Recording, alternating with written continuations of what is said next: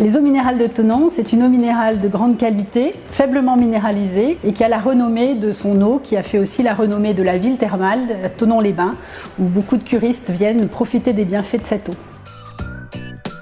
Les eaux minérales de Thonon, c'est une histoire qui est très ancienne, qui remonte à l'Antiquité, du temps des Romains déjà. Pour ce qui est de la Société des eaux minérales de Thonon, c'est 1964, donc elle a un peu plus de 50 ans maintenant. Elle a rejoint le giron du groupe Cristalline dans les années 90, qui l'a développée en tant que marque nationale. On travaille constamment à réduire la matière plastique et le poids de nos emballages. Le poids de la bouteille, par exemple, a été divisé par 2 en 25 ans, puisqu'elle pesait environ 45 grammes dans les années 90, et aujourd'hui, c'est à peine plus de 20 grammes. Suite à la diffusion d'un reportage télé, notre patron a vu que parfois les oiseaux pouvaient confondre dans la nature des bouchons avec de la nourriture.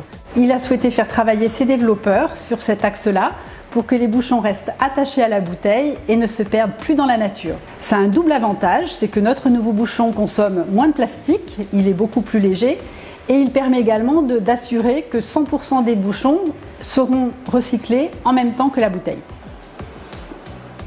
Participer au projet PEFMED a été pour nous une véritable opportunité pour pouvoir enfin quantifier l'impact environnemental de notre activité en partant de l'ensemble de l'analyse du cycle de vie du produit et donc de nous donner des vrais repères quantifiés sur l'impact de notre activité.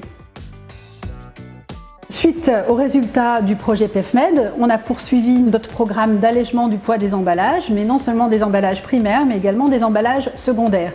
On a notamment une nouvelle banderoleuse qui nous permet d'économiser 50% du poids du plastique nécessaire pour le transport de la palette.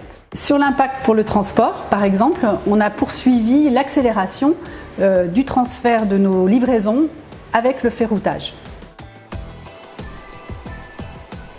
L'avenir, c'est surtout de créer une véritable économie circulaire et au niveau du groupe, on a des gros avantages par rapport à ça puisqu'on a des machines de collecte sur les supermarchés pour récupérer les bouteilles post-consommation des consommateurs qui nous permettent de fabriquer dans le nord de la France du plastique recyclé qui deviendra une matière première pour fabriquer des nouvelles bouteilles dans nos usines d'embouteillage comme celle de Thonon aujourd'hui. On est dans une démarche d'avoir de plus en plus de PET recyclés. Aujourd'hui, l'usine de Thonon, c'est 20% de PET recyclé au niveau de la bouteille, mais c'est aussi 50% de plastique, de film, le film qui lote les 6 bouteilles, on est à 50% de recyclé. L'objectif est d'intégrer bien sûr demain plus de plastique recyclé et on y travaille ardemment.